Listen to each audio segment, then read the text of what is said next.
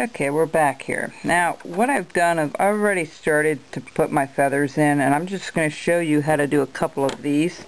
And you're going to have to do the rest offline, of course. It would take too long for me to show you, but for instance, here's one feather. And I'm going to show you how I put that in there. Okay? What you want to do is draw your feather, and you have to really be mindful when you do this, folks, that you will have to think of which feather's on top of what. Like I have one feather here, and this one went up and underneath. And then I did this one first. You see this one's on top of this one, and then I did this one underneath. So if you want to, you can see this one is already done here. So what we'll do is we'll take this one here and just make a stop cut, okay? Just like this. I go halfway and then I go the other way. And then you really need a super sharp knife. Let me just re-hone this a little bit on the strop. Just give me a second here. And you're going to take the tip of your knife, of your detail knife, and the edge is going to kind of slide up along the side of that cut. Just like so. Okay? Just like that. Alright, and then you're going to go around. You're going to do the other side the same way. See how I have that going up and against? Okay, not this way, but sliding that top part of the knife to follow that cut. You can do that some of the time, not all the time, but that's how I do these feathers. Okay, and when you get down here, you can put another one in. You know, I'm kind of having them draping around, like feathering out. And again, we're going to use a stop cut to around.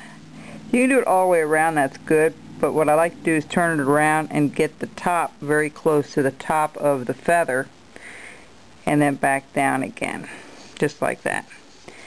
And then you're going to go back up with the tip of your knife. Alright, just like that. And if this becomes too bumpy, like you see here, you just trim a little bit of that off. Okay, just like so. And then what I'm going to do is I'm going to go up here. I'm going to do the other part of that feather.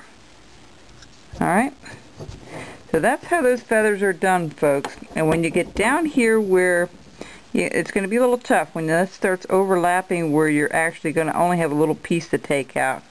Like if we kept going on with this, and what I'll do is I'll do a feather on top of a feather here shortly. You know, I might just like so. Alright, and I'll probably put another one down like this. See how that looks? Alright, so when we go to burn these feathers in later on, now some of that I see up here I need to redefine that a little bit. You don't want to snap it out like I just tried to there. Let the knife do the work, okay? So when we get done here with this portion of it, then I'm going to be ready to go ahead and sand everything. So what I'm going to do is I'm going to try to make this a little smoother, try to take some of those bumps out before I have to sand it, otherwise it would be an awful lot to sand out. Try to make it as smooth as possible before you actually sand it. That'll just save you a little bit of time with, I just don't like sanding, it's so dusty. And, you know, make sure you have a dust mask on or something, or some kind of dust collector. If you didn't see my dust collector feature of how to make a dust collector, look at it. That's not a sure for all that you won't have any dust particles in the air, but it definitely will help. Make sure you have a dust mask on, or something, you know, extra protection when you sand. I don't like sanding, it clogs me up, and that's why a lot of my carvings I rarely ever sand anything, but the birds I do. So this, you get a general idea what this is going to look like, okay? And what I'm going to do, like I said, I'm going to go back and I'm going to go over it tonight when I have a little bit of time here. And I'm just going to go over everything after I have everything carved in. Alright, and the same thing back here. When you do your feathers, it's going to be this is going to be the brown portion. Now when I burn, I use the burning as part of the brown portion of the bird. I'm going to burn the top of the head, but before we do that, I'm going to find a pair of eyes to fit that. I don't know if it's going to be like a 4mm or I don't know. I have to go and check what I have in my box to make sure we know what to use in that. Okay, if you want, you can carve the eye in. That is up to you. I am going to use a glass eye to give it a little more realistic look to it.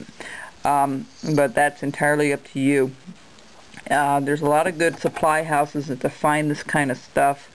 You know, go online and check it out. I don't sell any of the eyes or anything like that. So, you know, you'll be able to find something somewhere, I'm sure.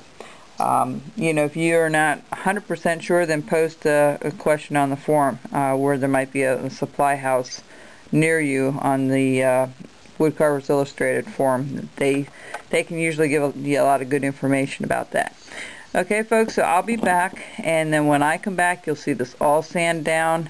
It might be a day or so for me to get it to a point where I'm ready to show you, and then we'll be ready to put in the eyes. And the last thing we also need to do here is to do the bill and the beak here. The bill, the beak, whichever way you want to call it. See, we have this here and then over. So what we need to do is we need to just take a well, you know what, when we get this all sanded up, I'm going to do that separately when we come back. Alright folks, thanks so much. Bye bye.